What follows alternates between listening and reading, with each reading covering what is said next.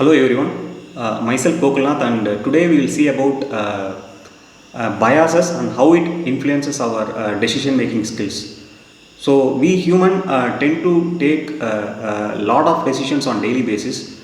We decide something based on our own intuitions or some things based on our own set of beliefs. So biases plays a crucial role. So these things happens in our in a subconscious way itself, without even we being aware of that those things are happening. So understanding the biases also helps us to take some informed decisions in some of the scenarios. Let's dive into a couple of biases that are common in our everyday life. So the first bias is confirmation bias. So confirmation bias is a tendency to collect facts and evidence that supports our belief system. So we humans will have lot of beliefs. Each person is unique, and we usually have some set of beliefs, and it's very difficult to break those beliefs, and we normally collect facts and evidence to support those beliefs. For example, if you have watched a TV series, the famous TV series named The Big Bang Theory, so there is a character named Sheldon. So what he does is he has his own set of beliefs. So whenever there is any new information, he disregards them if that information contradicts his own belief. So if the information supports his belief, he takes that. But whenever the new information contradicts his own set of beliefs, he disregards them basically. So, and he always tries to collect facts and evidence that supports his own belief system. So this is one such example. So there is a variant for confirmation bias called halo effect, which is also extensively studied in psychology. So the halo effect is a tendency to like everything about a person, including some things which you have not observed in that person.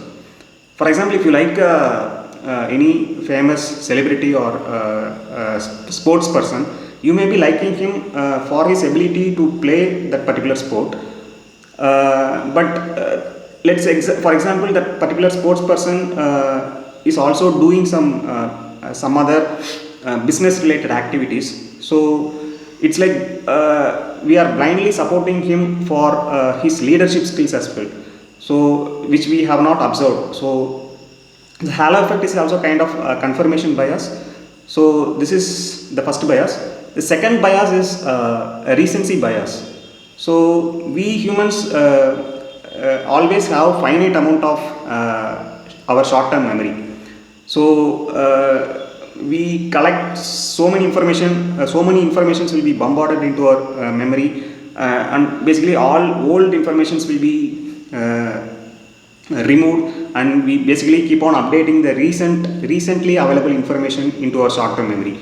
So it's a recency bias is a tendency to predict the future based on the recently available data, and not considering the historical data.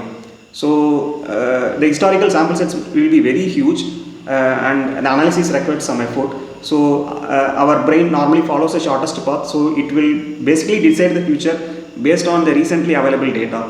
So this is a recency bias. For example, if you consider a stock market, let's say a particular stock keeps on rising for the past 5 days. So our tendency based on the recency bias is it's very easy to predict the future. We predict based on the recent behavior. So since it has risen for the past 5 days, so we will always we also extrapolate them. So we predict for the next 5 days also it will go high. But if you look at the historical data, it may be saying a different thing. So this is a recency bias. So these two biases are commonly observed biases in our day-to-day life. So if you have observed any other biases, or if you have experienced any such biases in your day-to-day life, please write it in the below comment section. So finally,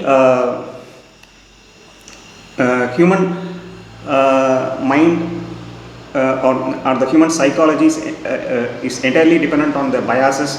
So whether this biases is useful or not, so we cannot completely rule out the biases. We cannot completely support biases. So it depends on the situation, and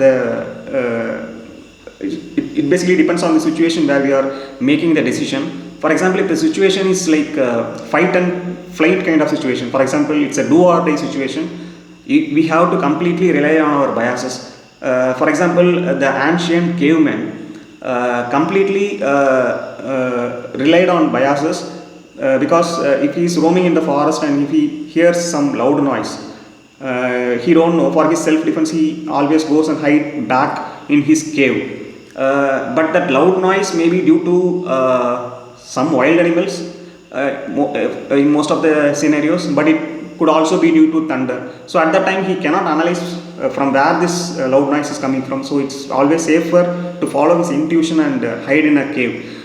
So in a flight or fight kind of situation, biases helps. But in other scenarios where relying on biases has some severe downside if the result is not in our favor.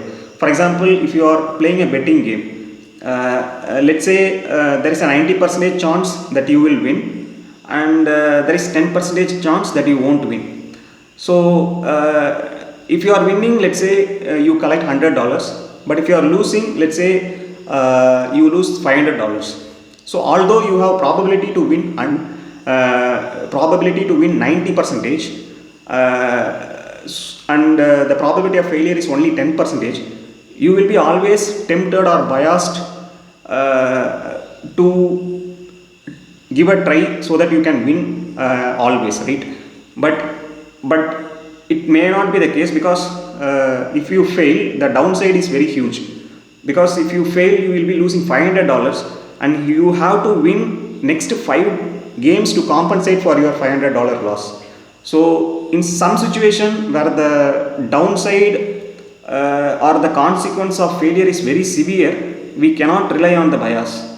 So that's all. Hope you have liked this content. Thanks for watching and keep supporting us. Goodbye.